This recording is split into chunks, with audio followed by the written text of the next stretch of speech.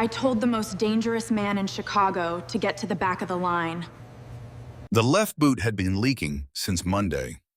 It was a slow, patient kind of cold, the kind that crept in through the split seam along the outer sole, soaking the wool sock by degrees, until by the time Wren Calloway reached the corner of West 18th and South Halstead, her entire left foot had gone from numb to the specific throbbing ache of flesh that has been cold for too long and is beginning to remember what warmth feels like. She had taped the seams Sunday night with the electrical tape from the kitchen drawer. The tape had held through the lobby, through the front door, and approximately half a block before surrendering to the combination of frozen sidewalk and morning slush. This was Tuesday. She had slept 3 hours and 14 minutes.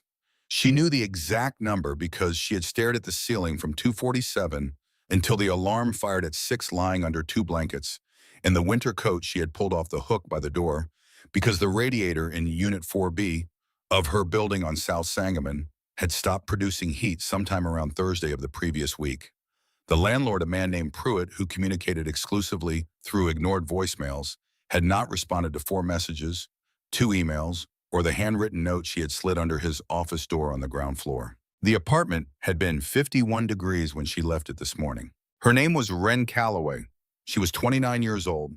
She had a structural engineering degree from Northeastern, a professional architecture license that had taken her 3 attempts and 4 years to earn, and a job at a firm called Calloway and Moss Architecture in the West Loop that paid her $63,000 a year to draft foundation systems for buildings that her boss, Derek Moss, would present to clients under his own name, while she stood in the back of the room holding rolled blueprints like a caddy at a tournament she was not allowed to play in. She also had a pitch meeting at 8:45 this morning for a project called South Lakeshore, which was either the most important presentation of her professional life or a complete waste of time, depending entirely on whether Derek had already decided to use her work or throw it out in favor of the friction pile system he had been insisting on for 6 weeks, despite the fact that the soil composition data she had personally pulled from 3 independent geotechnical surveys all said clearly and without ambiguity that friction piles in the clay and landfill substrate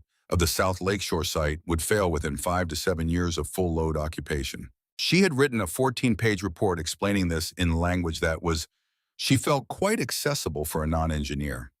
Derek had called it pessimistic. It was 6:58 in the morning and 23 degrees, and she needed coffee with the specific desperation of a person who has been running on stress hormones and cold air for so long that the body has stopped pretending caffeine is optional. Forge and Grind was on South Halstead, 4 blocks from the office. A narrow storefront with fogged windows and a handwritten chalkboard sign in the door that said open at 6:30. She had been coming here for 2 years. She knew the barista by name. She knew the second stool from the left wobbled. She knew the Brazilian single origin they kept in the hopper on Tuesdays had a sharpness that cut through even the deepest sleep deficit if you ordered it as a double. She pushed open the door at 7:04 and stepped into the warmth. The smell hit her first. Roasted beans and steamed milk and the faint undercurrent of burnt sugar from the pastry case. The space was narrow and low-ceilinged, maybe 12 tables, exposed brick walls, warm yellow lighting. Tuesday mornings were usually quiet. A few laptop workers, the woman who always ordered oat milk and read a physical newspaper. The retired man in the corner who nursed a single drip coffee for 90 minutes and never looked at his phone. There were 4 people ahead of her in line. She took her place, tucked her canvas tote bag against her hip, and exhaled slowly. The frozen left foot had begun to throb as sensation returned. She wiggled her toes inside the wet sock and stared at the chalkboard menu above the counter, even though she had not needed to read it in 8 months. The line moved, one person, then another, then the door opened. It did not open the way doors open when ordinary people enter a room. It opened the way a pressure system changes. The heavy wooden frame swung back with enough force that the brass stopper mounted to the baseboard let out a single sharp ring, and a gust of frozen outside air pushed through the gap and rolled across the floor like something with intention. The ambient noise of the cafe did not gradually quiet. It simply stopped. Wren did not turn around immediately. She was watching the barista, a young man named Toby, who wore the same gray beanie every shift and usually maintained an expression of relaxed indifference. Toby had gone completely still. The paper cup in his hand hovered halfway to the espresso machine and did not complete the journey. His face had lost its color in the specific way that faces lose color when the brain is processing a threat assessment and arriving at results it does not know what to do with. She turned. He was tall, not in a way that required a second look to confirm, but in the way that restructures the geometry of a room, the way a load-bearing column changes how you think about the space around it. He wore a charcoal wool overcoat, bespoke the kind of garment that was not purchased but commissioned.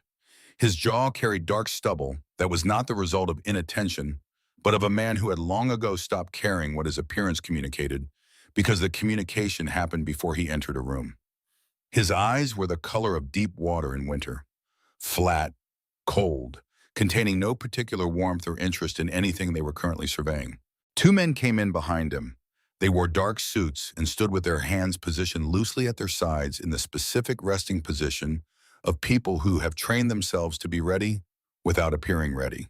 The man in the charcoal coat did not look at the menu. He did not look at the line. He walked forward with the unhurried certainty of a person who has never once in his adult life had to consider whether the space directly in front of him was occupied by someone else, and he stepped around the four people waiting and placed himself directly at the register. Double espresso, black now. His voice was a low, controlled rasp. Not loud, not theatrical. It was the voice of a man who had learned decades ago that volume was for people who were not certain they would be obeyed, and he had no such uncertainty. Toby said yes, sir, right away, and began moving with the jerky, overcorrected speed of someone performing a task while also managing a surge of adrenaline. The college student who had been at the front of the line took a slow step backward, his eyes on the floor. The woman behind him did the same.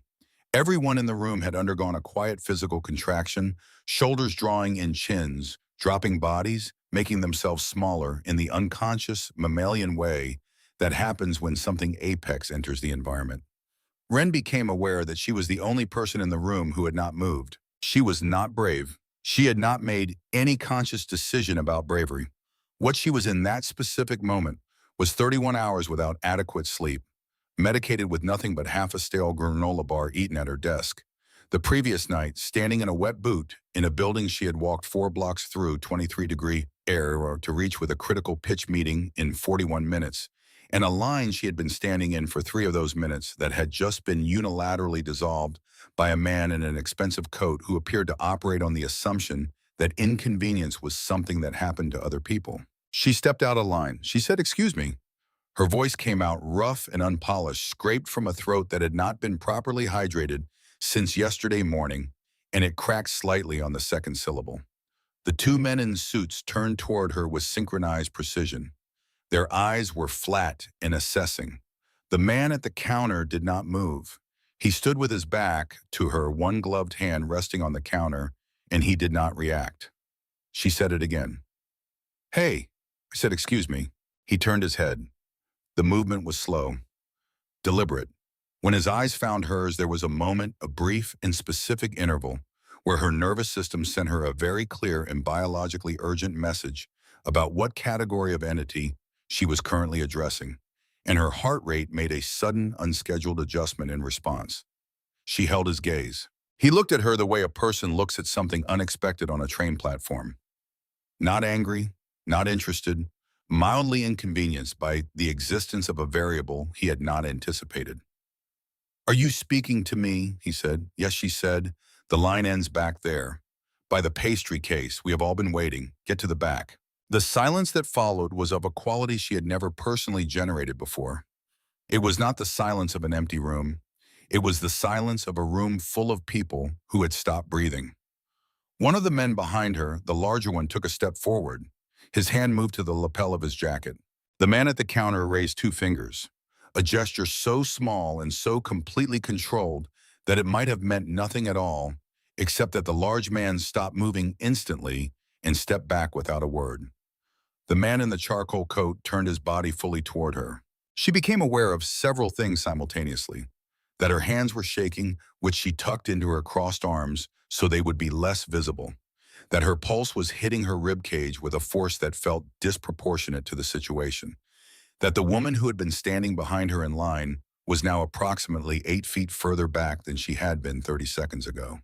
She did not step back. He looked at her the way a structural engineer looks at a load-bearing wall, methodically, systematically reading the underlying composition rather than the surface finish.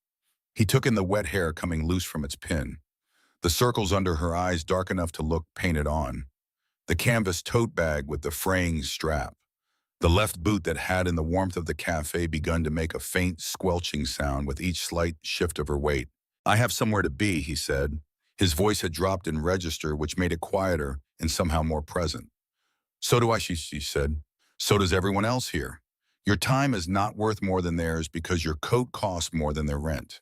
Get in line." She was aware that she was panting slightly. She was aware that she sounded less like a person making a principled stand and more like a person who had been running for too long, on too little, and had simply arrived at a point of insufficient reserves to perform deference. Both of these things were true. He studied her face for a moment that lasted several ordinary seconds and felt considerably longer. Then he turned back to Toby. "Cancel the espresso." She exhaled. Her knees made a small internal complaint. She turned toward the door intending to leave because the adrenaline dump was making her nauseous, and she no longer had any confidence in her ability to remain vertical in a room this warm, and she had a meeting in 39 minutes. Her hand reached for the brass door handle. She heard him speak again behind her. His voice was low and directed not at her but at someone else. She heard the words property and owner and who holds the lease. She stopped. She did not mean to stop. Her hand was on the door handle, and the smart thing, the safe thing, the thing she would retrospectively wish she had done, was to push it open and walk out into the cold and not look back. She looked back. He had a phone against his ear. Matte black. He was not looking at her. He was looking at the manager, a man named David, who had emerged from the back office and was standing near the curtain with the expression of someone who has just received a medical result they were not prepared for. She heard him say the name of the block. She heard him say buy it. She heard him say triple the asking price and have the paperwork sent to my office by noon. He hung up and looked at David. "The shop is closed," he said. "Clear them out. Lock the doors." What followed happened in the specific way that things happen when a room full of people simultaneously transitions from frozen to panicked. The college student abandoned his bag on the floor. The woman with the newspaper knocked her chair back. 3 other people moved toward the exit at once, producing a brief bottleneck at the door, the bell above it ringing in rapid, uneven intervals. Wren did not move. She stood with her hands still raised toward the door handle that was now blocked by the large man in the dark suit who had materialized between her and the exit with a speed that seemed inconsistent with his size, and who reached past her and pressed the deadbolt into its seat with a sound like the action of a firearm. She turned around. The room was empty except for Toby behind the counter, David near the back curtain, the 2 suited men positioned at points. She was already mapping with the involuntary spatial awareness of someone assessing exits, and the man in the charcoal coat who was in the process of removing it, folding it with the slow, methodical precision of a person for whom no situation has ever required urgency, and draping it over the back of a wooden chair. He wore a white button-down shirt. The collar was closed. He looked without the coat like a man who occupied exactly the same amount of space and authority as he had with it, which was considerable. "Hey," she said. Her voice was no longer rough. It was thin. She hated that it was thin. "Let me out of this building." He looked at her with the same flat, methodical assessment he had applied in line. The hostility that had briefly animated his expression was gone, replaced by something colder and more focused. She had the uncomfortable sensation of being the only variable in a room full of constants. "You were the one complaining about the wait," he said. "There is no line now. Sit down. I will call the police." He made a sound that might have been a breath of amusement if it had contained any humor. "Tell them Roman Valek locked you in a coffee shop. See how quickly they arrive." The name arrived in her awareness and settled there the way heavy things settle, not with a crash, but with a slow, irreversible pressure. Roman Valek. She did not move in the circles where that name was discussed the way other names were discussed as biography or gossip. She was an architect who spent her days doing load calculations and ate lunch at her desk and took the same train home every night. But you could not live in Chicago and not know that name in the way you knew the names of weather systems and construction delays. It was infrastructure. It was present in the concrete, in the steel, in the permits, in the zoning decisions, woven into the physical fabric of the city in a way that was too comprehensive and too consistent to be coincidence. Real estate, shipping, and under those two legitimate words, other words that no one printed, but everyone understood. Her throat closed. The metallic quality of fear came into her mouth, sharp and chemical. She had told Roman Valek to get to the back of the line. Please, she said. The word came out before she could catch it. Just let me go. I have a meeting. I am sorry I raised my voice. His expression shifted in a way she could not fully categorize. It was not softened by the apology. If anything, it registered the apology as a disappointment, a variable reverting to its expected state after briefly doing something anomalous. He said, 3 minutes ago, you looked ready to remove my head for standing in the wrong position. Where did that go? It was not quite a question. It was an observation delivered in the flat tone of a man checking whether a reading was accurate. I realized who you are, she said, and I do not want to die over a burnt croissant. Something moved at the corner of his mouth. It was not a smile. It was the ghost of an expression that had once been capable of smiling and had mostly forgotten the mechanism. He said, Toby, 2 Americanos, real mugs. Toby said, yes, sir, in the voice of someone who had been actively praying not to be noticed. Roman pulled a chair back from the table nearest the window. He sat down with the unhurried ease of a man in his own living room and looked at her. Sit down, he said. Drink the coffee, then you can go. Her legs made the decision before the rest of her caught up. She sat. The chair was wooden and hard, and the table was slightly sticky with old syrup residue. Through the glass beside her, the sidewalk of South Halsted moved with morning commuters, umbrellas, and wool coats in briefcases, and people entirely unaware that she was sitting 6 inches away behind the tinted glass in a condition she would later describe to no one as adjacent to a hostage situation. Toby brought the coffee, 2 white mugs. He placed them on the table with the careful deliberateness of a person managing a surge of adrenaline, and he backed away without turning around. Roman looked at her mug. Drink it, he said. She picked it up. The ceramic was hot against her palms in a way that was almost unbearable and almost necessary. She took a sip. It was good. She hated that it was good. What is your name, he said. She told him. He repeated it. Ren. He said it as though testing the acoustic properties of the word. A single syllable. Uncommon. He seemed to note this without comment. Do you make a habit of this, he said. Of what? Of telling men you do not know to get to the back of the line. She looked at her coffee.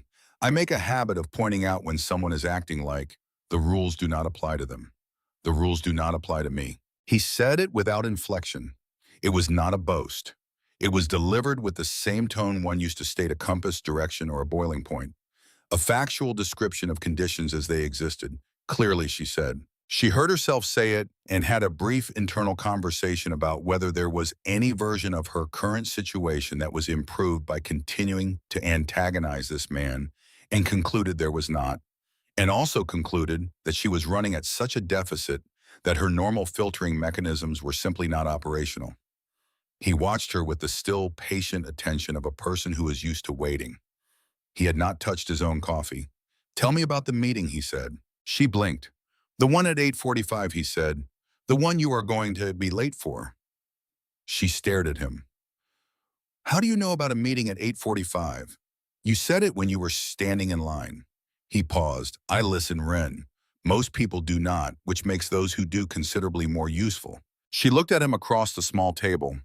The scar through his left eyebrow caught the overhead light, pale and jagged, a record of something she did not want to know the details of.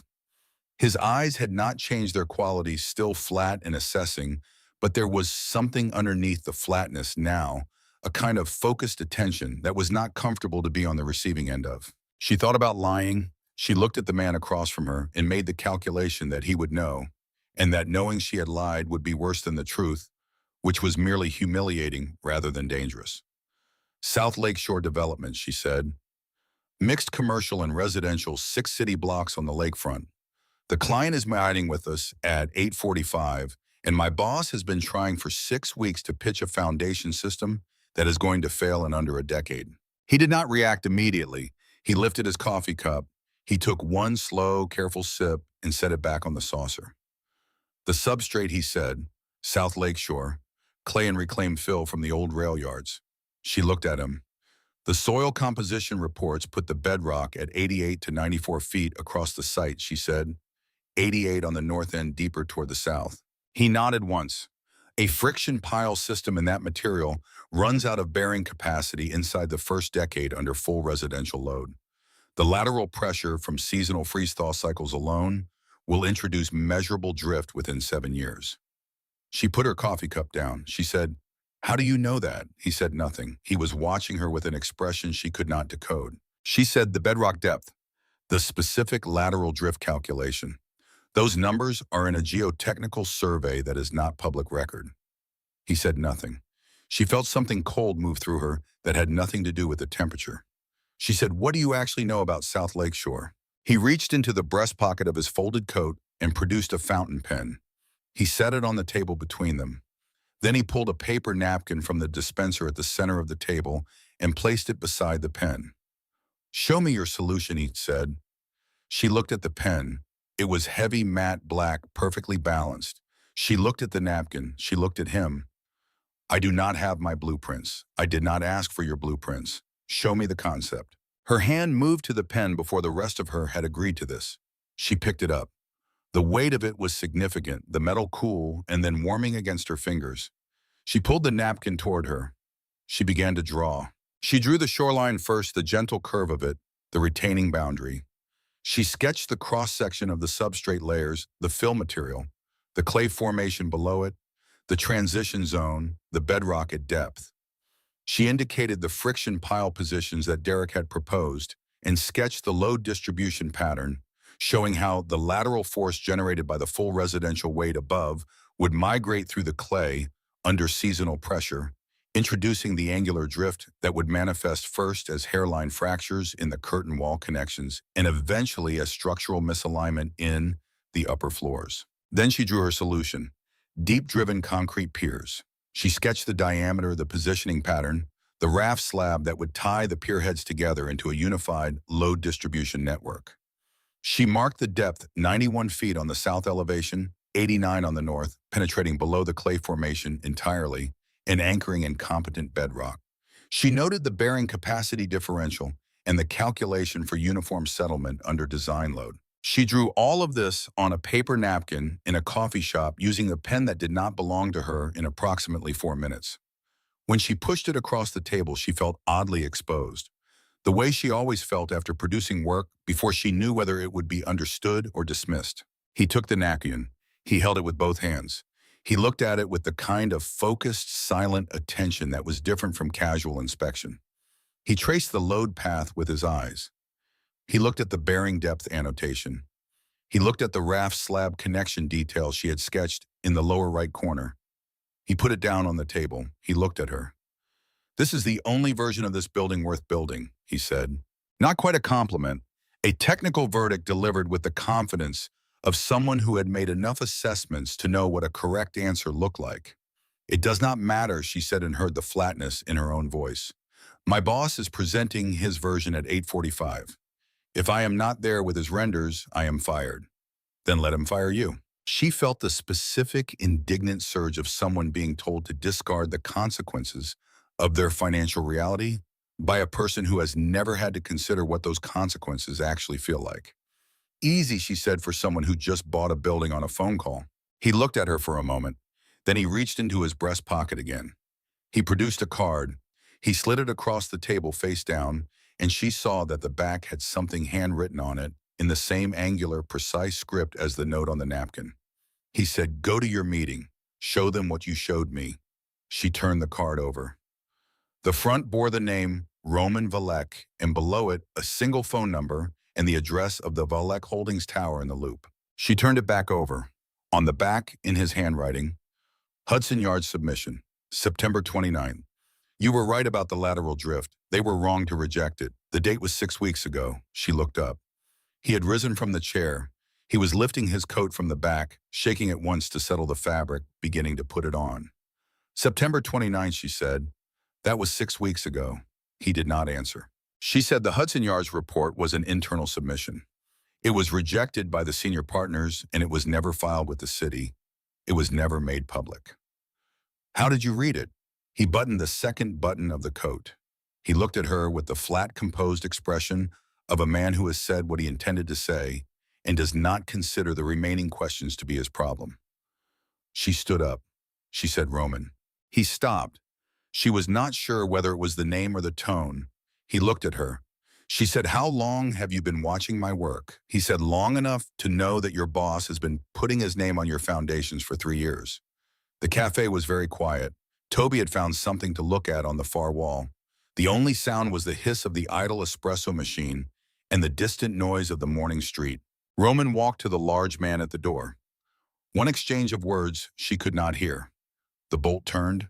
The door opened. Cold air came through. He turned back once from the threshold. "Good luck with your pitch," he said. "I have a feeling your boss is going to be very interested in your ideas this morning." The way he said it was not warm.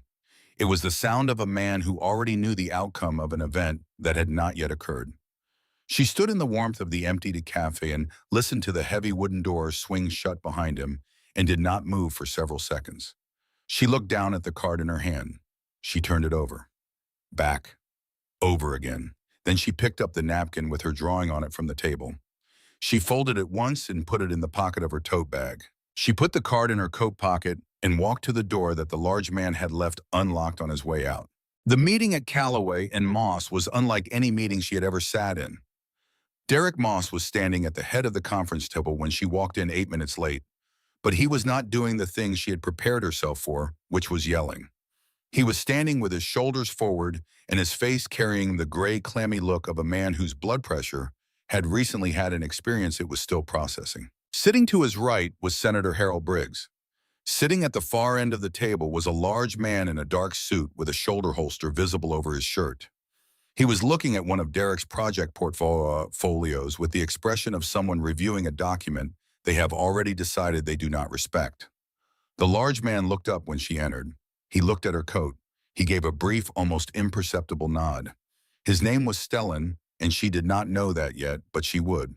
Derek said her name. He said it in a register she had never heard from him, the high and slightly desperate frequency of a man reaching for a life preserver. He said, right on time, "We were just discussing your foundation proposal for South Lakeshore." She looked at him. "The deep-driven Pierce system," Derek said.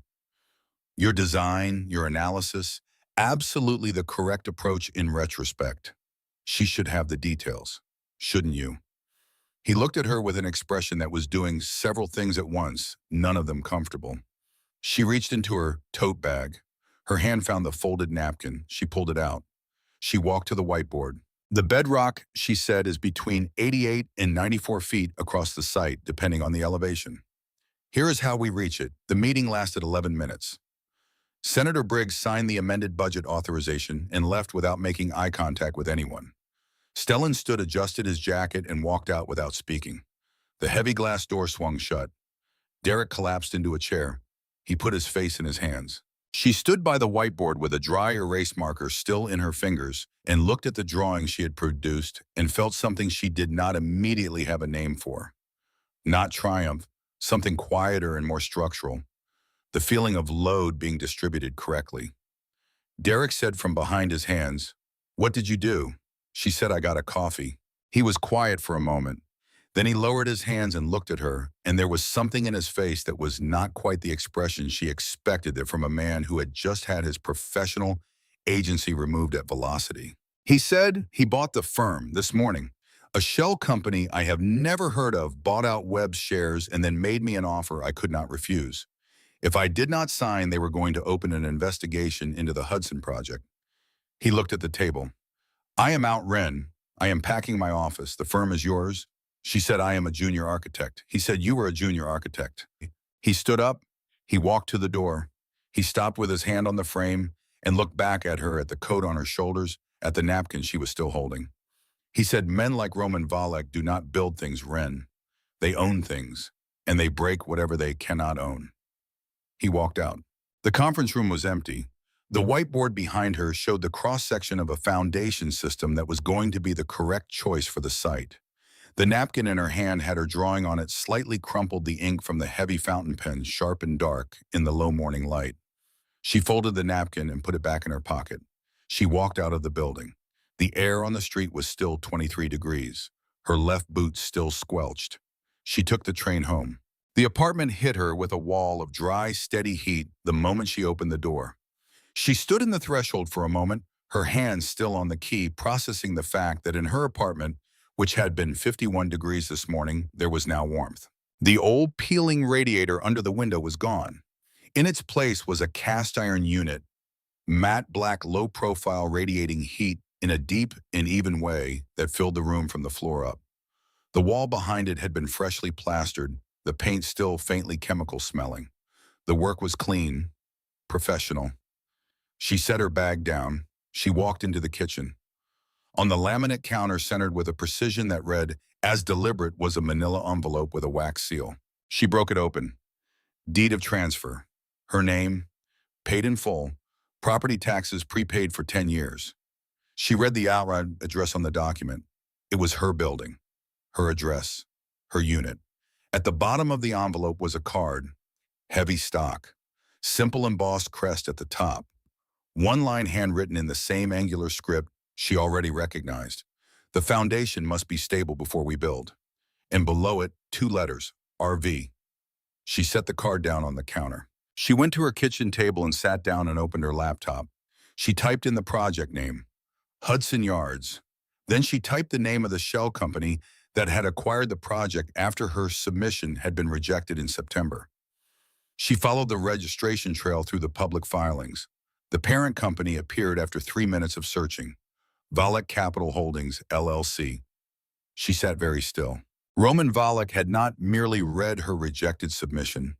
He had waited for it to be rejected, and then he had acquired the project, and he had built it. He had built it according to the design she had produced. The building that currently stood at Hudson Yards was standing on a foundation system that she had calculated, that she had specified, that she had submitted in a 14-page report that the senior partners at her firm had called pessimistic. Her name was not on the building. Her name was not on any of the documentation.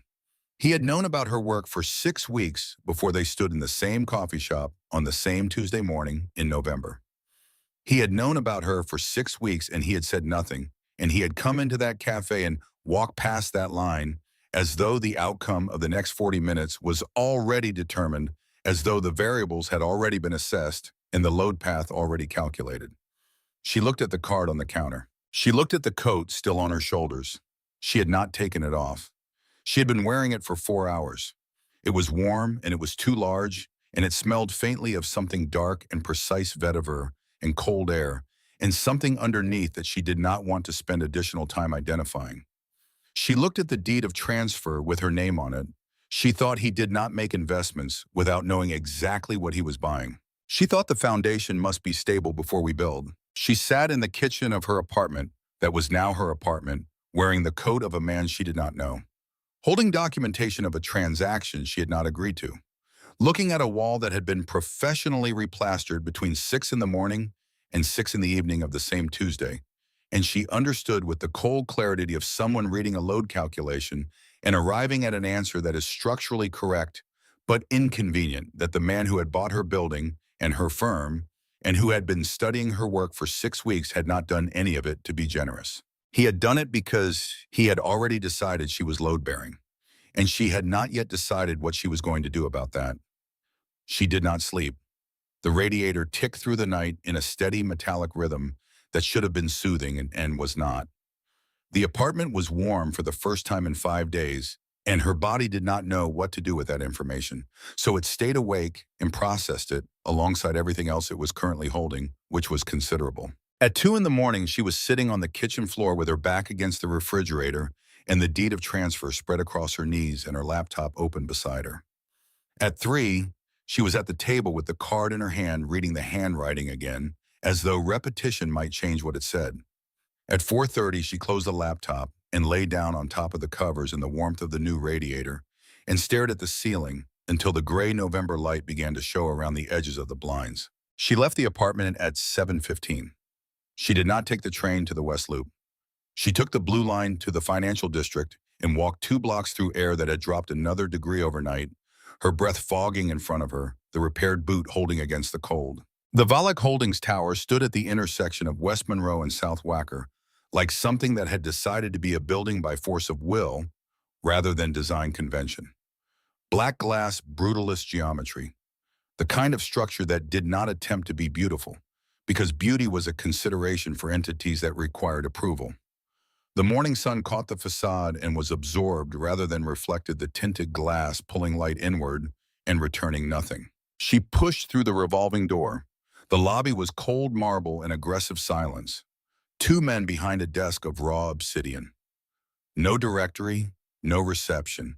They watched her cross the floor without speaking, and when she reached the desk, one of them simply pressed something she could not see, and a frosted glass elevator door opened behind him.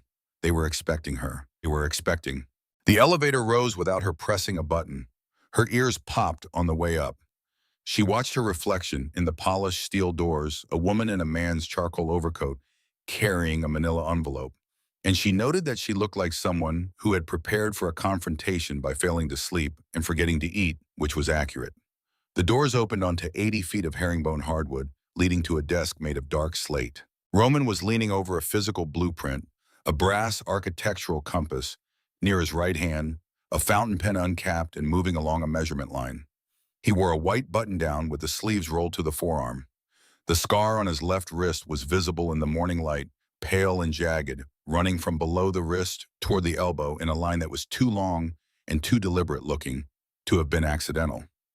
He did not look up when the elevator opened. She crossed the room.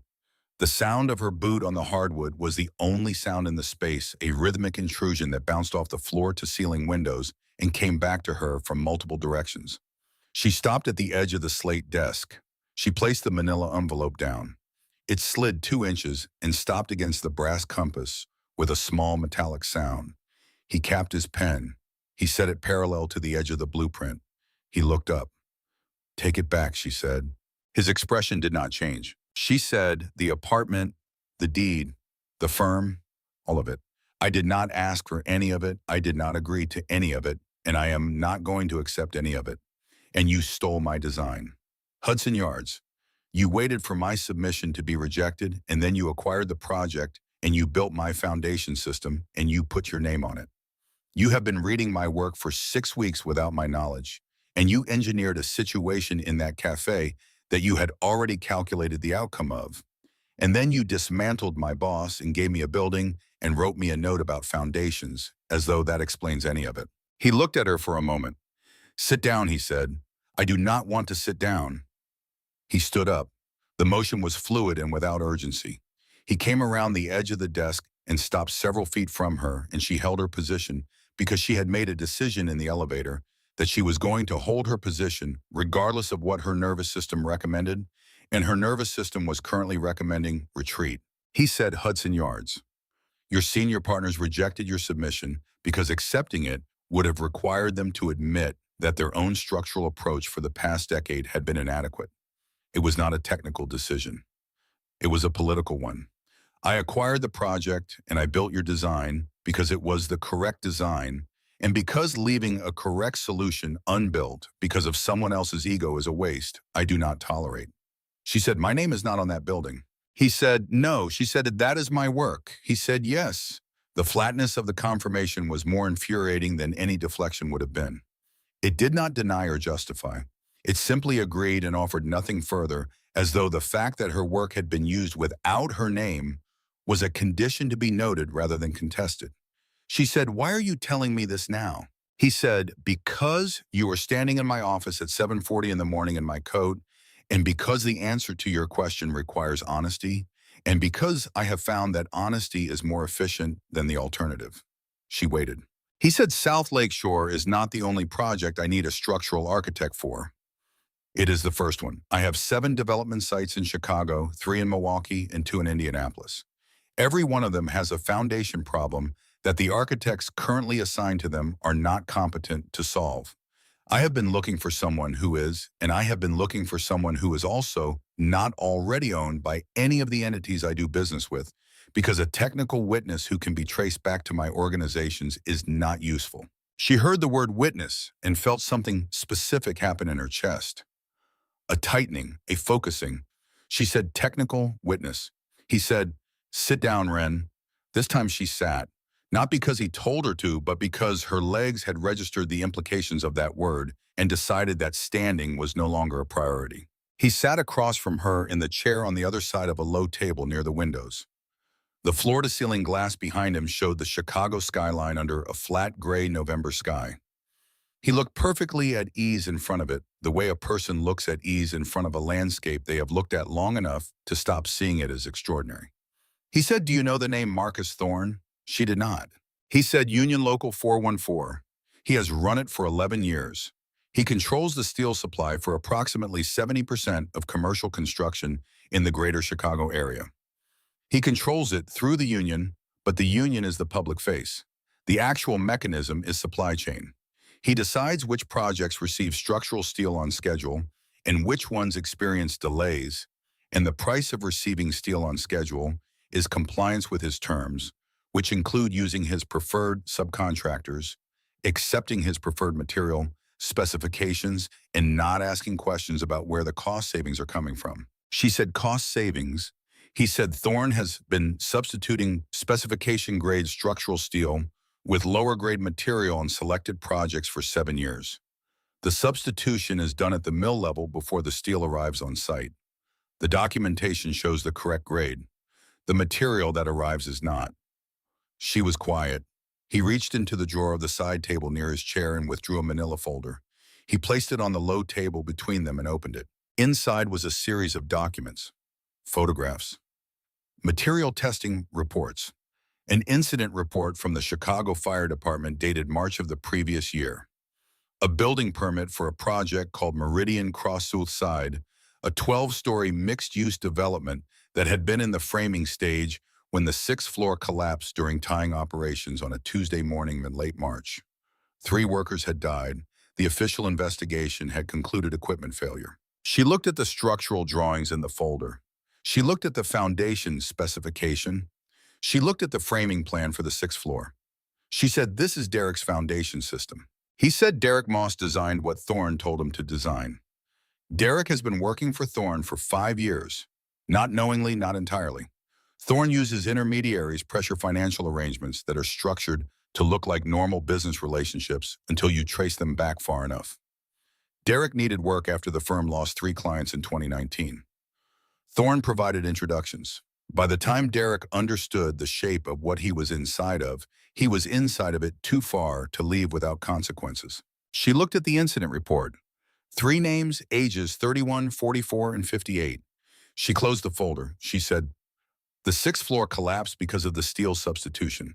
He said the 6th floor collapsed because the grade of steel used in the moment connections at the floor-to-column interface was insufficient for the design load under dynamic construction conditions.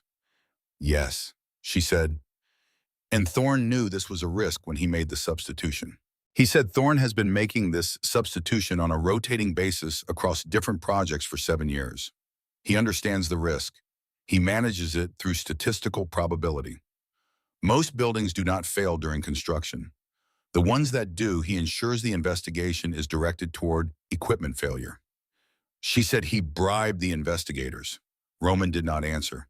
He picked up his coffee cup and took a slow sip and looked out the window at the gray skyline. She said, you have all of this. You have the material testing reports and the permit records and whatever else is in this folder.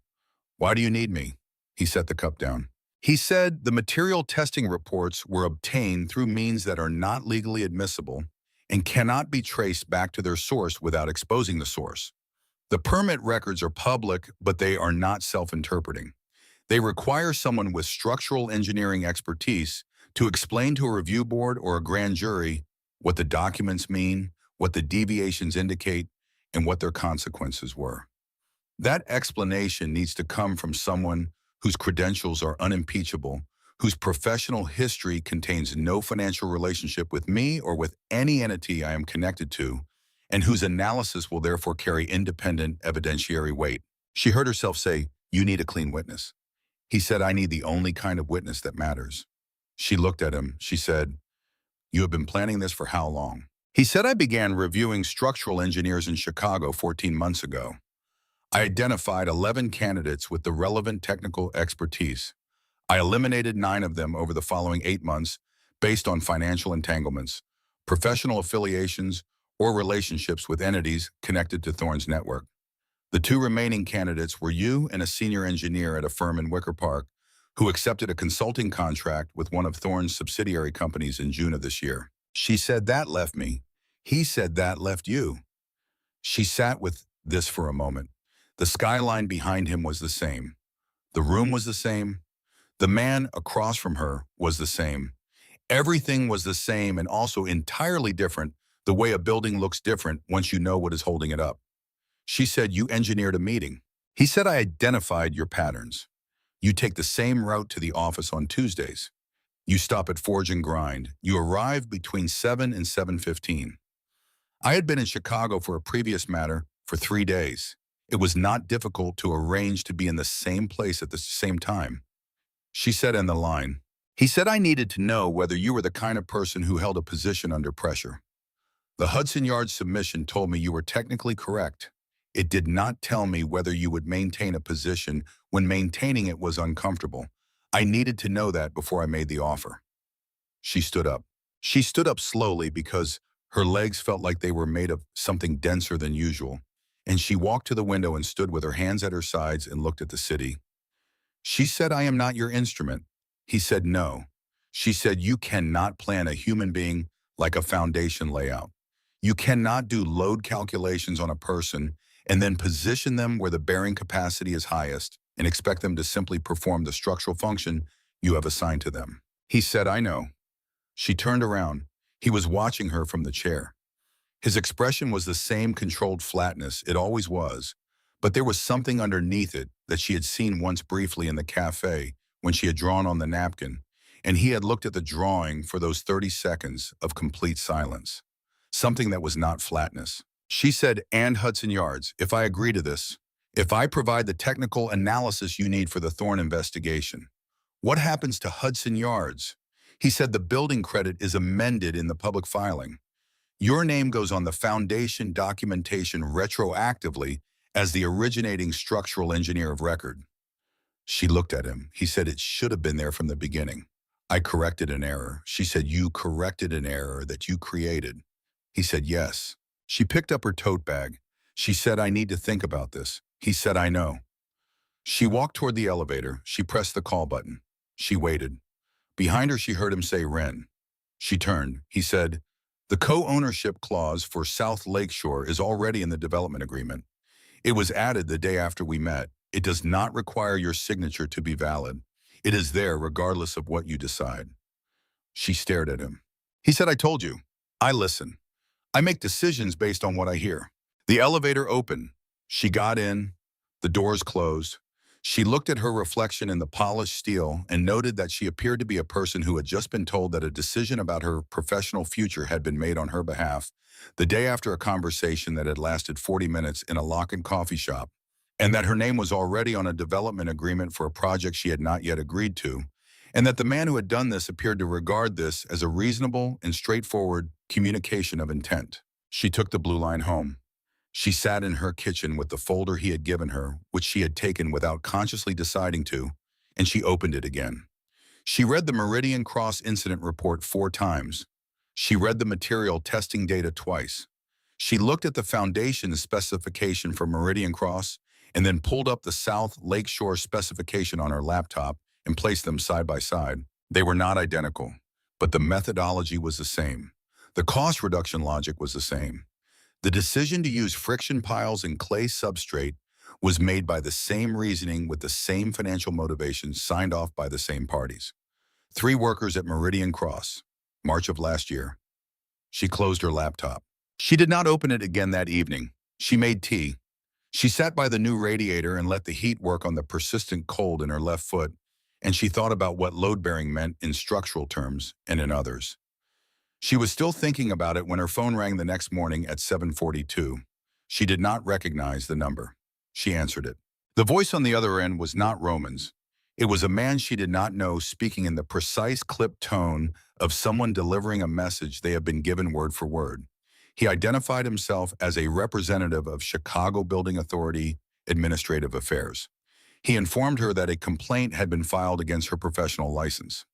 He informed her that the complaint alleged falsification of structural analysis data on the South Lakeshore development proposal, and that the allegation carried a supporting statement from the senior partner of Callaway and Moss Architecture, one Derek Moss, and a corroborating statement from a city official whose name he gave as Senator Harold Briggs. He informed her that she had 48 hours to file a formal response before the complaint was entered into the public record and her license suspended pending review. He thanked her for her time and ended the call. She sat with the phone in her hand. She looked at the folder on her kitchen table. She looked at the deed of transfer with her name on it. She thought about Derek Moss sitting in the conference room with his head in his hands and what it would have taken to turn a man who had just been professionally humiliated and publicly replaced into someone willing to sign a document that would destroy the career of the person who had replaced him. She thought about what Thorne would have offered or what he would have threatened. She thought about the fact that Derek had spent 5 years being managed by an entity he only partially understood, and that the skills required to survive inside that kind of system were not in the end the skills required to resist it. Her phone buzzed. A text from an unrecognized number, one line, "I know, I am handling it." She looked at the text for a long time. Roman had known this was going to happen. The text landed with a precision that made the certainty clear. Not I just heard, not I will look into it. I know. Present tense. He had anticipated this move. He had known when he told her about Thorne, when he laid out the structure of what he needed from her, that activating her as a witness would trigger a response from Thorne's network. He had known Thorne would come for her license. He had known, and he had told her anyway, and he had left her to walk into it without warning. She put the phone face down on the table. She thought about what handling it would mean in Roman's vocabulary. She thought about what it had meant for Derek Moss, who had been handling it Roman's way and now had no firm and no professional standing and was packing a box somewhere in the West Loop. She thought about Senator Briggs, who had signed an authorization at 9 in the morning and resigned from a 20-year position by 6 in the evening. Roman's version of handling things was complete, and it was fast, and it was thorough, and it left nothing standing that had been standing before, which was effective and which also meant that when he was finished handling it, the landscape had been restructured according to his priorities and not necessarily hers. She picked up the phone. She did not call Roman. She called the Chicago Building Authority main office and requested the specific procedural requirements for filing a formal response to a professional conduct complaint. She was on hold for 11 minutes. She took notes. She opened her laptop. She had 48 hours. She began with the South Lakeshore geotechnical data, which was public record filed with the city in connection with the development permit application. She pulled the original soil boring logs, all 43 of them, and cross-referenced them against the bearing capacity calculations in Derek's friction pile specification. She built a spreadsheet. Column by column, she mapped the discrepancy between the assumed bearing values in Derek's analysis and the actual measured values from the boring logs. The discrepancy was not subtle. It was the kind of discrepancy that should have been caught in a first-pass review. It had not been caught because no one involved in the review process had reason to look for it or reason to care if they found it. She worked through the morning. She drank coffee she made in her own kitchen. She did not eat. She worked through the afternoon. She built a sequential failure analysis for South Lakeshore, projecting the settlement pattern under full residential load across a 20-year timeline using the actual soil parameters rather than the assumed ones. The projection was not catastrophic in year 1 or year 2. The drift began at year 4. The curtain wall connections began to fail at year 6. The upper floor misalignment became structurally significant at year 9. By 11 in the evening, she had a 30-page technical document that did not require Roman Volok's name, Roman Volok's contacts, or Roman Volok's improperly obtained material, testing data to make its case. It required only the public record, the boring logs, the permit filings, and the calculations of a structural engineer who had been trained to read what the numbers actually said rather than what someone wanted them to say. She sat back and looked at the screen. She thought about the 3 workers at Meridian Cross. She saved the document and kept working. She pulled the Meridian Cross permit file, which was also public record. She cross-referenced the structural steel schedule from the permit application with the material delivery records from Union Local 414, which were filed with the city as part of the labor compliance documentation required on public adjacent projects. The delivery records showed the correct material grade, but the delivery records also showed quantities and sequencing that did not align with the structural steel schedule in ways that a structural engineer would notice and a compliance reviewer would not. She built a second document. She called it a technical analysis of sequential material, deployment inconsistencies in the Meridian Cross structural steel schedule, and their relationship to the documented failure mode of the sixth-floor moment connections. By 3 in the morning, she had 68 pages. She stood up and walked to the window. The street below was empty. The city was the specific quiet of deep winter, the kind of quiet that was not actually silent, but that had reduced itself to the essential sounds, a distant siren, the hiss of a bus on a wet street, the wind moving between buildings. She went back to the table. At 4:15, she found it. She had been working through the Union Local 414 compliance filings looking for the pattern in the material deployment inconsistencies, tracking which projects showed the anomaly and which did not. She was looking for the structural logic of how Thorne had organized the substitution program across 7 years of projects. She found it in the filing index.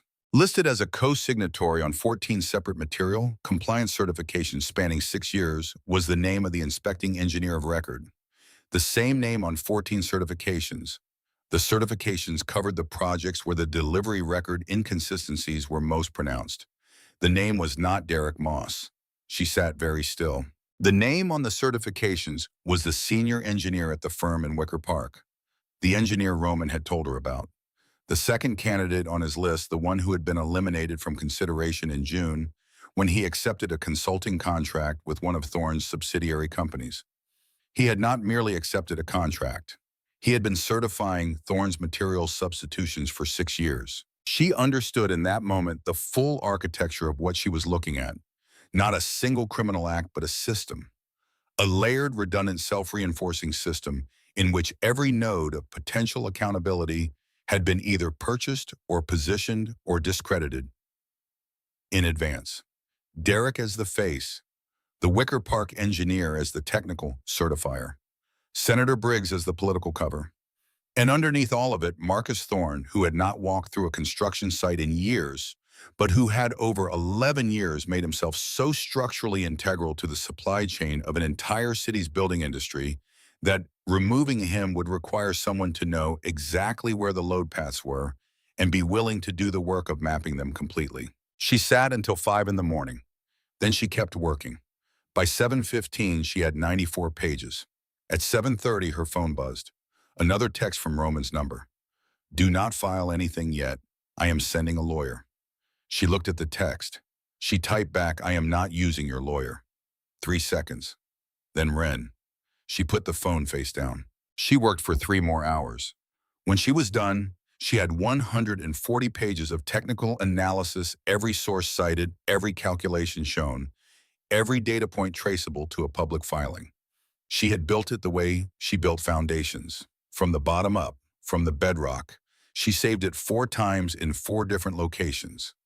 She looked at the clock. She had 6 hours left before the 48-hour window closed. She picked up her phone. She did not call Roman. She called the main line of the Chicago Building Authority and asked to be connected to the office of the Chief Structural Review Officer. She was on hold for 4 minutes. When the line connected, she said, "My name is Ren Calloway. I am a licensed structural architect. I am calling to file a response to a professional conduct complaint and to submit a concurrent technical analysis for review under the public safety reporting provisions of the Illinois Architecture Practice Act. I have 140 pages of documented analysis. I will need a secure filing address." The person on the other end asked her to hold. She held. She stood at her kitchen window and looked at the street below and thought about the napkin in the manila folder and the tattered, impractical, structurally necessary conviction that if something was worth building, it was worth building correctly all the way down to the bedrock, regardless of what it cost, and regardless of who was watching, and regardless of whether the person standing next to you with the money and the connections and the angles already worked out was offering to carry the load for you. Some loads you had to carry yourself, or they were not yours when you set them down. The person came back on the line and gave her the secure filing address. She said thank you. She ended the call. She opened her laptop. She attached the document. She typed the address into the filing portal of the Chicago Building Authority Public Safety Review System, and she submitted it at 12:51 in the afternoon on a Thursday in November, 35 hours and 9 minutes after the phone call that had started the clock. Her name was on the submission. Roman Valek's name was not. She sat back in the chair. The radiator ticked. The apartment was warm. Her phone rang immediately. Roman. She let it ring 4 times, then she answered. He said, "What did you do?" She said, "I filed a response." He said, "I told you not to file yet." She said, "I know." He said, "Ren, you do not understand what you have put in motion. Thorne has people inside that office. The moment your filing is logged, he is going to know your name is on it, and he is going to respond in ways that go beyond a license complaint." She said, "He already knows my name. He put it on the complaint." Silence. She said, "Your lawyer would have filed the same analysis with your money behind it and your network around it. And when the dust settled, whatever came out of it would have come out under your terms and your conditions, and my technical work would have served your purpose. I filed it myself under my name, under my license, under the public safety reporting provisions that give it independent standing regardless of who I know or who is backing me." She could hear him breathing. It was the first time she had heard anything from him that sounded like something other than perfect composure. She said, "I read the Meridian Cross file, Roman. All of it, 3 people. I'm not going to let the person responsible for 3 people keep building in this city because I was waiting to be part of someone else's strategy." He said, "After a moment, you found the Wicker Park certifications." She said, "Yes." He said, "I did not know you had found those." She said, "I know. That is what independent means." Another silence, longer this time. He said, "You are going to need protection." "Ren?" She said, "Probably." He said, "That is not a negotiation. If Thorne responds the way I expect him to respond, you are going to need people around you who know how to manage that." She said, "I know." He said, "You are not going to tell me that you can handle that yourself too." She looked out the window at the street, at the city that had been built block by block on foundations that were sometimes correct and sometimes not, by people who sometimes cared and sometimes did not. She said, "No, that part I cannot do myself." He said, "Good." She said, "That does not mean you get to make decisions about my work." He said, "Understood." She said, "Or my name." He said, "Understood." She said, "Or my building." A pause. Then with something that was not quite warmth, but was adjacent to it in a way that was new. "The building is already yours. That one is not negotiable." She ended the call. She put the phone on the table. She looked at the 140 pages sitting in the system of the Chicago Building Authority, logged under her name, protected by the public safety reporting provisions of the Illinois Architecture Practice Act, doing what a correctly designed foundation did. Holding the load. The Chicago Building Authority did not move slowly when the public safety reporting provisions were invoked. She had not expected them to. The provisions existed precisely because the legislature had decided at some point in the institutional history of the state that certain categories of structural failure were too consequential to be managed at bureaucratic pace. When a licensed engineer of record filed a documented technical analysis under those provisions, the review clock was mandatory and the timeline was fixed. 48 hours for preliminary assessment, 72 hours for a formal response from all named parties, 5 business days for a panel determination on whether the analysis warranted escalation to the Cook County District Attorney. She knew this because she had read the statute at 2 in the morning before she filed. By Thursday evening, the preliminary assessment was complete. What she had not fully anticipated was what happened in the hours immediately after the filing was logged. Her phone began receiving calls from numbers she did not recognize at 3:15 on Thursday afternoon, approximately 2.5 hours after she submitted the document. She did not answer them. They came in at intervals of 8 to 12 minutes, which was not the pattern of a single person trying to reach her, but the pattern of a coordinated effort cycling through available numbers to find one she would pick up. At 4, she received a text from a number she did not recognize that contained her home address, her building registration number, and the date she had moved in. Nothing else, no message. Just those 3 pieces of information arranged on the screen in the deliberate way that information is arranged when the point is not communication but demonstration.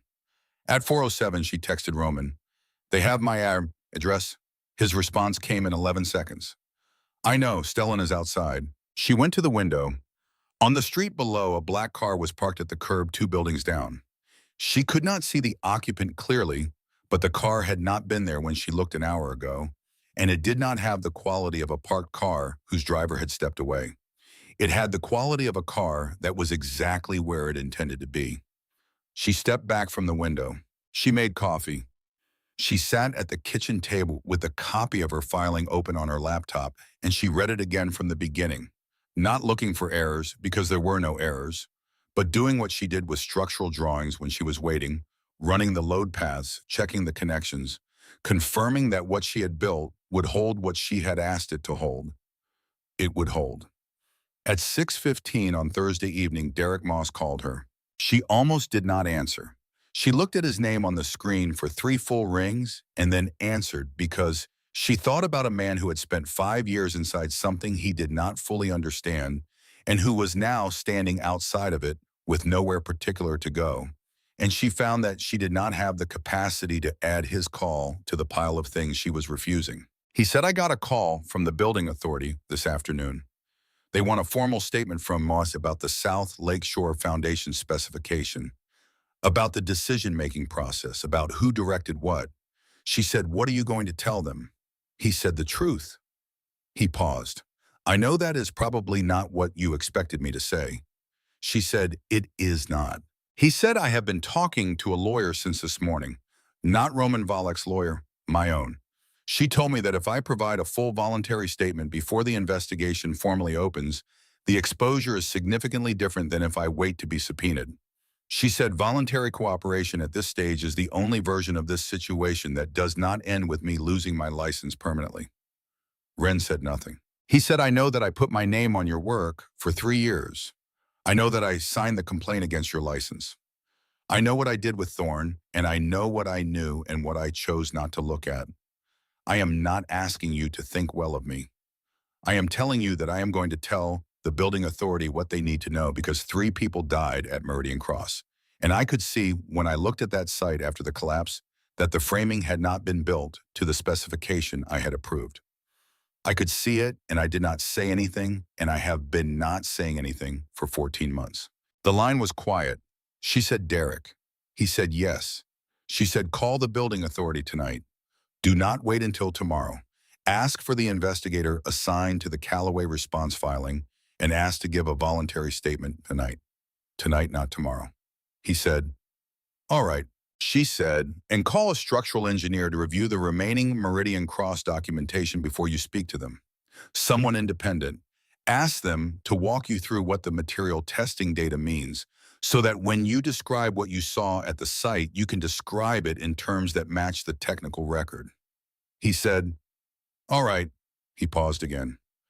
"I am sorry, Ren. I know that does not fix anything." She said, "No, but it is the correct thing to do, which is different from whether it fixes anything." "Do it anyway." She ended the call. She sat with the phone in her hand. Outside, the black car was still at the curb. The city made its winter sounds. The radiator ticked. She thought about Marcus Thorne, who was 61 years old, and who had spent 11 years building a system so deeply woven into the structural fabric of Chicago's construction industry that most of the people inside it did not know they were inside it. She thought about what it felt like to be that certain of your own architecture, to have built the walls so thick and the foundations so deep that you had stopped checking them because they had always held before. She thought about what every structural engineer knew and most people forgot. Every foundation had a load limit. Every system had a point past which the bearing capacity was exceeded. The question was never whether the failure was possible. The question was whether anyone was paying attention when it happened. She had been paying attention. At 9:17 on Thursday evening, the Chicago Building Authority sent a formal acknowledgement of her public safety filing to her registered email address. The acknowledgement confirmed receipt, assigned a case number, identified the reviewing panel, and noted that preliminary assessment had been completed and that the analysis had been escalated immediately to the Cook County District Attorney's Office under the mandatory reporting provisions applicable to documented structural failures resulting in loss of life. She read the email twice. She saved it in 4 places. She slept for 6 hours, which was the most she had slept in 4 days, and she slept on top of the covers in the warmth of the new radiator, and she did not dream about anything structural. On Friday morning, she made breakfast for the first time in a week, eggs and toast and coffee from her own kitchen. She sat at the table and ate and looked at the deed of transfer, which was still on the counter where she had left it, and she thought about what it meant to own a place, not legally, structurally. What it meant for a space to be the thing you returned to when the load got too heavy to carry, standing up. At 11:02 on Friday morning, her phone showed a news alert from a local construction industry publication whose reporter had been watching the building authority filings. Marcus Thorne, president of Union Local 414, had been formally contacted by the Cook County District Attorney's Office and informed that he was the subject of a formal investigation into structural fraud, material misrepresentation, and criminal negligence, resulting in 3 deaths at the Meridian Cross construction site. She put the phone down on the table and looked at it for a moment. Then she picked up her coffee and finished it. At 11:50, Derek Moss released a public statement through his attorney confirming that he was cooperating voluntarily with the Cook County District Attorney's investigation and that he had provided a full statement to the Chicago Building Authority the previous evening. The statement described in specific terms the role of Union Local 414 and its principal Marcus Thorne in directing structural decisions on multiple Chicago construction projects, and it named the Wicker Park engineer as the certifying signatory on the material compliance documentation. At 1:17 in the afternoon, Senator Harold Briggs issued a statement through his office, announcing his resignation from the Illinois State Senate, citing personal reasons and expressing gratitude for the opportunity to serve. The statement did not mention construction, structural engineering, Marcus Thorne, or the Chicago Building Authority. It did not need to. Her phone rang at 2:44 in the afternoon. Roman, she answered. He said I would have handled it. She said, I know. That is exactly why I did not let you. 4 seconds of silence. She counted them. He said the co-ownership clause. She said, I saw it. He said, and. She looked at the napkin, which was still folded in the manila folder on her kitchen table. She looked out the window at the street where Stellan's car was still parked, and at the city beyond it, which was gray and cold, and full of buildings standing on foundations that were sometimes correct and sometimes not. She said 30% over budget, no weekends. 2 seconds. He said the weekends are negotiable. She said they are not. He said 1 weekend per month, site visits only. She said site visits are during the week. He said, not when the pour is scheduled on a Saturday, which South Lake Shore's foundation pour is. She was quiet for a moment. She said the foundation pour is on a Saturday. He said the concrete plant's optimal delivery window for the aggregate specification you called for is Saturday morning between 6 and 10. The plant is at reduced capacity on weekdays in December due to a union scheduling agreement. If you want your exact specification delivered at your exact required slump and temperature, it pours on Saturday. She said, you are using my own foundation specification to negotiate weekend access. He said, I am informing you of a logistical reality that is a direct consequence of your technical decisions. Whether you choose to be present for the pour is your choice. She said, I will be there. He said, I know. She said, that does not mean weekends are on the table as a general matter. He said, understood. A pause. Then he said, you found the Wicker Park certifications yourself. She said, yes. He said I had not connected that documentation to the broader filing pattern. I had the material testing data. I did not have the certification chain. She said, I know. He said, how did you find it? She said, I was looking for the structure of the thing, how it was organized. If you understand how something is designed, you can find the load paths. The certification chain was a load path. It was holding the whole substitution program together at the documentation level. Once I was looking for the structural logic, it was not hard to find. He said nothing for a moment. Then the building authority will want your testimony before the panel next week. She said, I know. I received the notification this morning. He said, my legal team can prepare you for the questions they are likely to ask.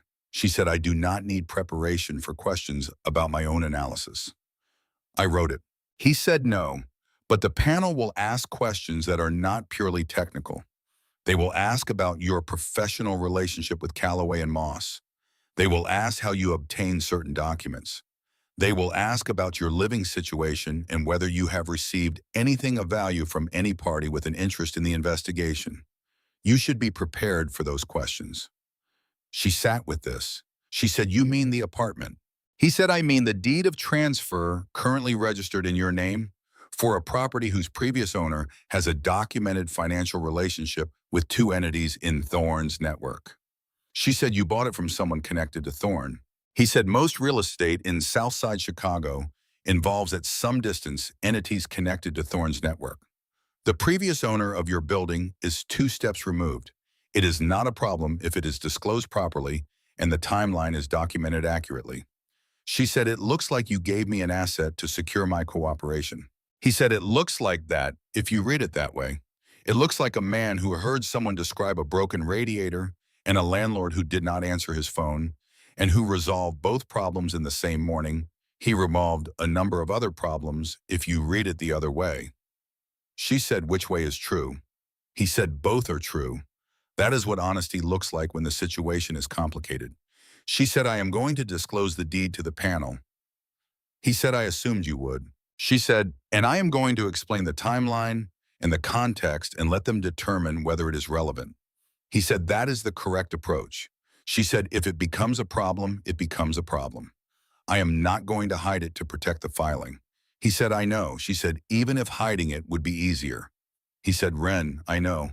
I would not have expected anything else." She heard something in that sentence that she did not examine directly, but that she noted and set aside for later, the way you noted a load condition that was within tolerance but worth monitoring. She said, "The panel testimony, your legal team can send me the procedural guidelines, not preparation materials, just the procedural guidelines." He said, "I will have them sent this afternoon." She said, "Thank you." He said, "You are welcome." She ended the call. She sat at the kitchen table for a long time after that. The apartment was warm. The street outside was beginning to show the low orange light of a late November afternoon, the sun dropping early and fast behind the buildings to the west. She thought about what Roman had said. Both are true. That is what honesty looks like when the situation is complicated.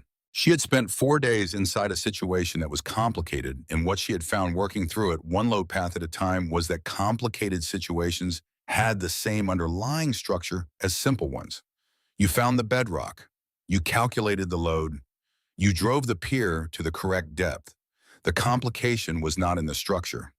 The complication was in the number of people who had decided for various reasons and at various times that the correct depth was too expensive. At 4 in the afternoon, she opened a new document on her laptop. She did not start with the building authority panel. She started with South Lakeshore. She pulled up the full site survey data, all 43 boring logs, the topographic mapping, the utility corridor documentation, the environmental review. She spread it across her screen the way she spread physical drawings across a drafting table, and she began to do what she did when she was not managing crises and not navigating the architecture of other people's corruption. She began to design, not from Derek's friction pile premise, not from any premise she had inherited, from the ground up, from the actual substrate, from the actual load requirements, from what the site was and what the building needed to be. She worked through the afternoon and into the evening, and the document that grew on her screen was not a response to anything. It was not a rebuttal or a correction or a witness statement. It was a foundation system for a building on the South Lake Shore of Chicago that would stand correctly and completely for the foreseeable life of the structure built on piers driven to competent bedrock, tied at the head with a unified raft slab detailed at every connection with the specificity that actual conditions required. It was her work, all of it. Her calculations, her specifications, her professional judgment applied without compromise to the actual conditions of the actual site. She worked until midnight. When she stopped, the document was 62 pages and it was correct. She saved it under a file name that read South Lake Shore Foundation System Callaway, and she noted without particular ceremony that this was the first time she had ever saved a professional document under her own name. She closed the laptop. She was reaching for the light switch when she stopped. She sat back down. She opened the laptop again and went back into the Union Local 414 compliance filings. She had been working through them for the Wicker Park certifications, and she had found what she was looking for, But a different thread had caught her attention at 4 in the morning, and she had not followed it because she had run out of time and needed to file. She followed it now. She pulled up the co-ownership documentation for South Lakeshore through the county records portal. She was not looking for her own name. She was looking for the filing date. She found it. The document had been filed on a Wednesday morning. November the 8th. She sat back. November the 8th was the day after they had sat across from each other in a coffee shop that he had purchased in order to keep her in a room long enough to drink 1 cup of coffee. He had not waited to see if she would agree. He had not waited to see if she would stay or call his bluff or take the deal or walk away from all of it. He had put her name on the development agreement while the ink on the napkin was still fresh, while she was still on the train home with his coat around her shoulders, before she had read a single line of the Meridian Cross file, before she had made any decision at all. She sat with that for a long time. The apartment was very quiet around her. The radiator ticked its small, steady sound. Through the window, the street was empty and dark, and the city beyond it was the city it always was, enormous and indifferent and full of structures standing on their foundations. She thought about a man who had spent 14 months eliminating every other option, who had read her rejected submission and bought the project it belonged to, who had walked into a coffee shop on a Tuesday morning and stood in a line he had no intention of standing, in waiting to see whether she was what the number suggested she was, who had sat across from her for 40 minutes while she drew on a napkin and talked about bedrock, and had made his decision before she finished the first sentence. She thought about the 11 candidates. She thought about the 6 weeks. She thought about the specific kind of certainty required to file a legal document with someone's name on it the morning after meeting them for the first time. She did not know what to do with all of that. She was aware that it existed and that it was heavy and that it had a particular shape she was not ready to name. She closed the laptop. She slept. The building authority panel convened on the following Wednesday morning in a conference room on the 14th floor of the James R. Thompson Center. There were 5 panel members, all licensed structural engineers or senior building code officials, and a legal officer from the district attorney's office, who sat at the far end of the table and did not ask questions but wrote notes throughout. Wren arrived 7 minutes early in a gray wool blazer she had owned for 3 years, and her second-best boots, the ones without the leak. She carried her laptop and a printed copy of the filing, which she had annotated overnight with page references for the points she anticipated the panel would raise. She disclosed the deed of transfer in her opening statement before anyone asked. She laid out the timeline. She described the meeting at Forge and Grind, the nature of Roman Volek's stated interest in her work, the sequence of events from Tuesday through Thursday, and the basis on which she had made the decision to file independently rather than through his legal team. She did not editorialize. She presented the sequence the way she presented structural analysis. Here are the conditions. Here is what the conditions produced. Here is the load path. The panel asked questions for 2 hours and 40 minutes. They asked about her professional relationship with Callaway and Moss. She answered accurately. They asked about her access to the Meridian Cross permit documentation. She walked them through the public filing system page by page. They asked about the material testing data referenced in the filing. She explained that the analysis she had submitted did not rely on material testing data. It relied on the delivery records and certification chain, both public filings and the sequential failure analysis of the 6th floor moment connections, which could be reconstructed from the as-built structural drawings on file with the city. She had reconstructed it. It was in the filing. She turned to the relevant pages. They asked about Roman Volek. She answered that question for 22 minutes. She described what he had told her about his interest in her work. She described the co-ownership clause and when she had discovered it. She described the text messages and Stellan's car on the street. She answered every follow-up question with the same flat documented accuracy she had applied to the technical questions, and she watched the legal officer at the end of the table write more notes than she had written for anything else. At the end of the session, the panel chair thanked her and informed her that the preliminary findings would be issued within 5 business days. He said that her professional conduct complaint had been dismissed at the preliminary review stage, that the basis for the complaint had been found to be without technical merit, and that the complaint itself was being reviewed as a potential act of professional retaliation in connection with the broader investigation. She thanked the panel. She gathered her materials. She walked to the elevator. In the elevator, she looked at her reflection in the steel doors. She looked like a person who had just spent 2 hours and 40 minutes answering questions under close scrutiny, which she had. She looked also like a person who had answered them. She took the blue line back to Pilsen. She walked the 4 blocks from the station to her building. She climbed the 4 flights. She made tea. She sat by the window. At 5:47 in the afternoon on the same Wednesday, her phone showed a news alert from the Chicago Tribune. Marcus Thorne, president of Union Local 414, had been formally charged by the Cook County District Attorney with 3 counts of criminal negligence resulting in death, 6 counts of structural fraud, and 11 counts of falsification of official building documentation. The Wicker Park engineer had been charged with 4 counts of professional misconduct and 2 counts of fraud. The charges had been filed that afternoon. She read the alert twice. She put the phone down. She sat in the quiet of her apartment for a long time. The radiator ticked. The city made its sounds. Through the window, she could see the sky going dark over the rooftops, the last orange pulling out of the west and leaving the deep blue that preceded the full dark of winter night. 3 workers. The names from the incident report: 31, 44, 58. She held those numbers for a long time. What it meant to build something incorrectly on purpose.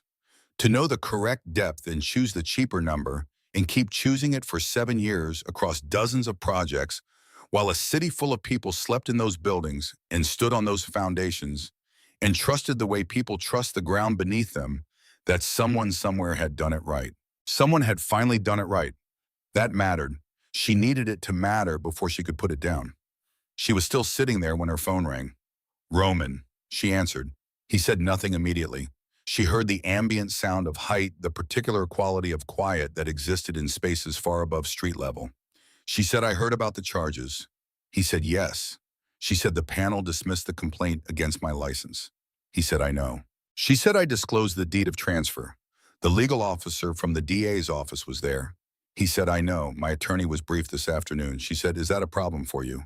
He said, "It is a variable I am managing." "It is not a problem?" She said, "Roman." He said, "Yes." She said, "Why did you put my name on the South Lakeshore co-ownership clause the day after we met?" Silence. Not long. 4 seconds, which she had learned was the specific duration of Roman Valek, considering whether to say the true thing. He said, "Because I had been looking for a structural engineer for 14 months, and I had eliminated everyone who was qualified because they were compromised in one way or another. And then I sat across a table from you in a coffee shop that I had just purchased for reasons that I will acknowledge were not proportionate.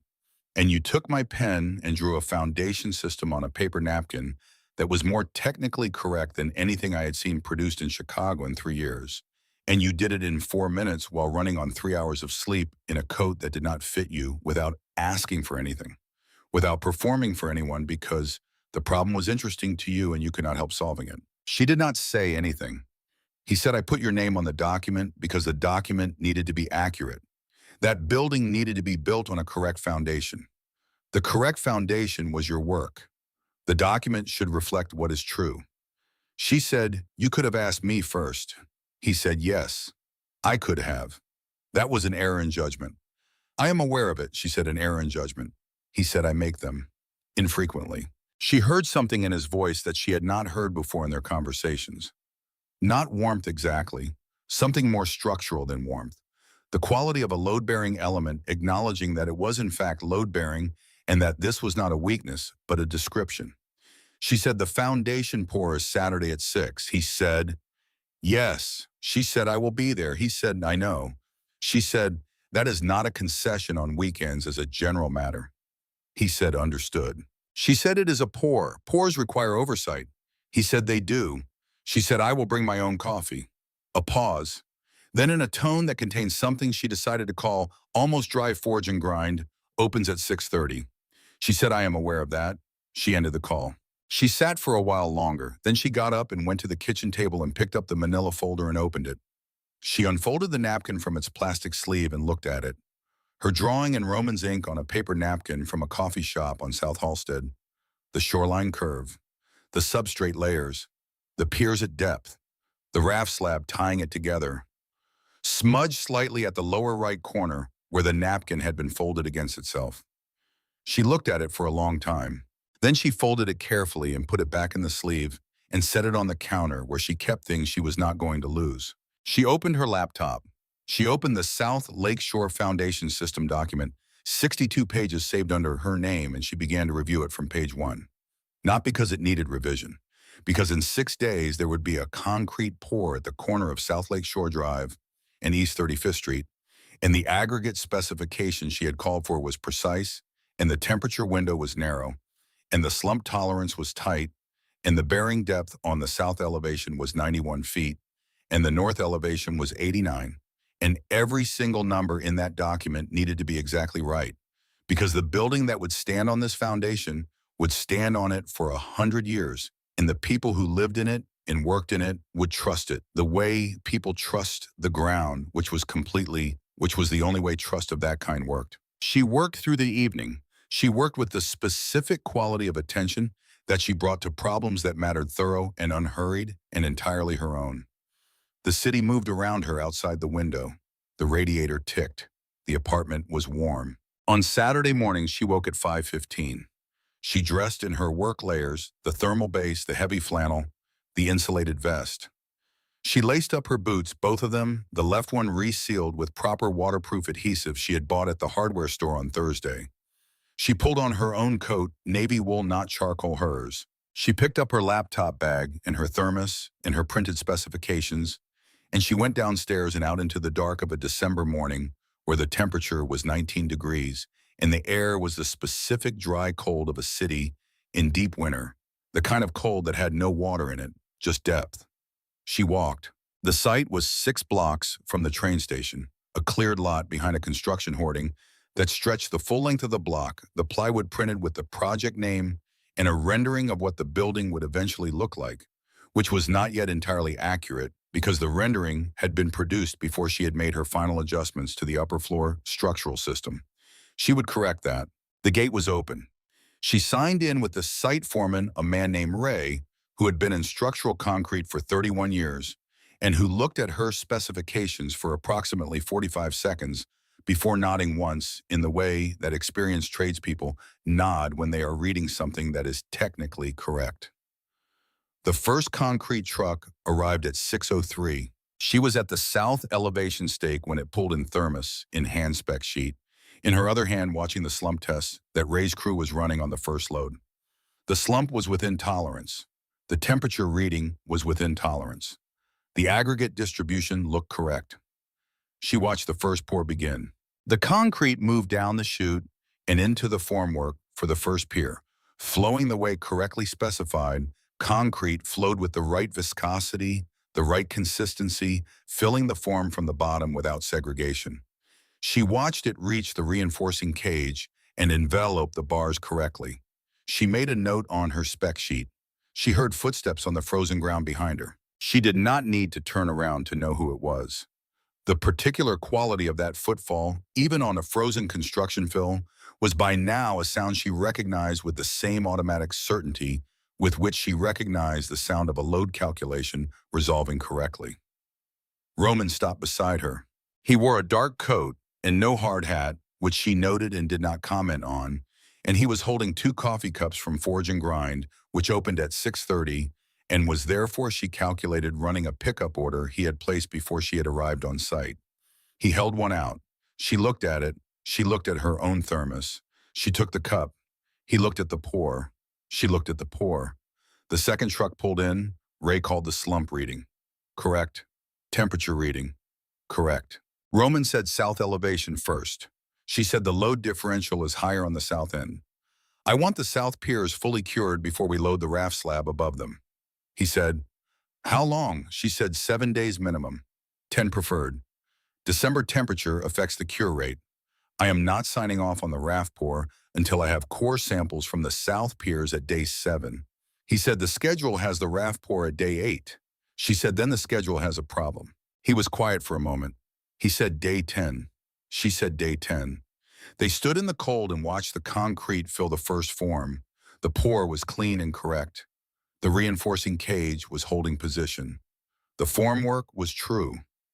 After a while, he reached into his coat pocket and produced a small, flat object, which he held out without ceremony. She took it. It was the napkin framed, not elaborately, a simple frame, thin dark wood, the glass clean. Her drawing in his ink, slightly smudged at the lower right corner, mounted on a white backing that made the pencil-thin lines of the foundation cross-section stand out with a precision they had not possessed on a paper napkin in a coffee shop 7 days ago. She looked at it.